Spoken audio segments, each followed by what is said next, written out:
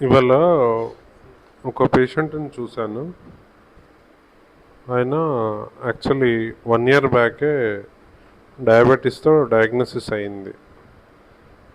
So అప్పుడు ఆయనకి medicines start చేయడం జరిగింది. ఆయన మధ్యలో కొన్ని రోజులు మెడిసిన్స్ వాడిన తర్వాత ఆయనకు ఒక ఆలోచన వచ్చింది. ఒకసారి మెడిసిన్ స్టార్ట్ చేస్తే లైఫ్ అంతా వాడాలి అన్న ఆ ఆలోచనతోని ఆయన ఏం చేశాడు, మెడిసిన్స్ బంద్ చేశాడు. తర్వాత ఓన్లీ డైట్ ఎక్సర్సైజ్తోనే నేను కంట్రోల్ చేసుకుంటాను అని 1 ఇయర్ నుంచి టోటల్ మెడిసిన్స్ అన్నీ స్టాప్ చేసేసాడు. ఈసారి ఎగ్జాక్ట్ 1 ఇయర్ తర్వాత మళ్ళీ వచ్చి కలిశాడు. మధ్యలో ఫాలోఅప్స్ లేవు. 1 ఇయర్ తర్వాత మళ్ళీ టెస్టులు చేయించుకొని వచ్చాడు. ఇప్పుడు చూస్తే హెచ్బిఏవన్సి 9.5 ఉంది, fasting blood sugar 176, post lunch 245 ఉంది. మరి ఒక క్వశ్చన్ అడగాల్సి వచ్చింది ఆయన. మరి 1 ఇయర్ మందులు వాడలేదు, మరి చేశారు కదా, మరి అల్టిమేట్లీ ఎండ్ రిజల్ట్ ఏమైనా మారిందా అని అంటే ఆయన దగ్గర ఆన్సర్ లేదు.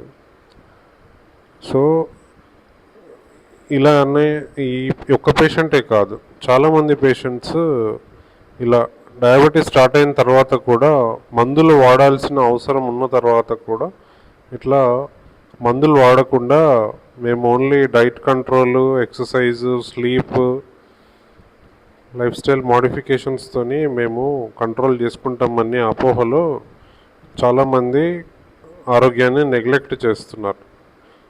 దానివల్ల బాడీకి హాని జరుగుతుంది తప్ప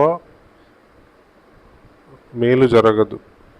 ఒకసారి డయాబెటీస్ అనేది మందులు వాడే పరిస్థితి వచ్చిన తర్వాత కంపల్సరీగా మందులు వాడుతూ దాంతోపాటు లైఫ్ స్టైల్ చేంజెస్ను పాటిస్తూ కంట్రోల్లో పెట్టుకోవాలి. అంతేగాని మందులు వాడే పరిస్థితి వచ్చిన తర్వాత ఓన్లీ మేము లైఫ్ స్టైల్ చేంజెస్తో కంట్రోల్ చేసుకుంటాము అని కాంప్లికేషన్స్ తెచ్చుకోకూడదు.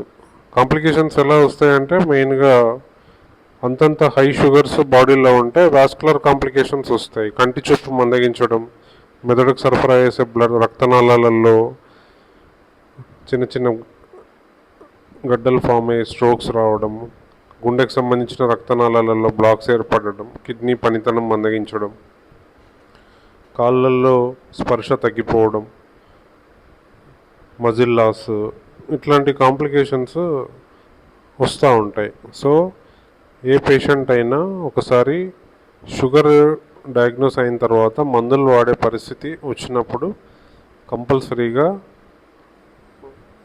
ప్రాపర్ గైడెన్స్ తీసుకొని ట్రీట్మెంట్ను కంటిన్యూ చేస్తూ కంట్రోల్లో పెట్టుకోవాలి.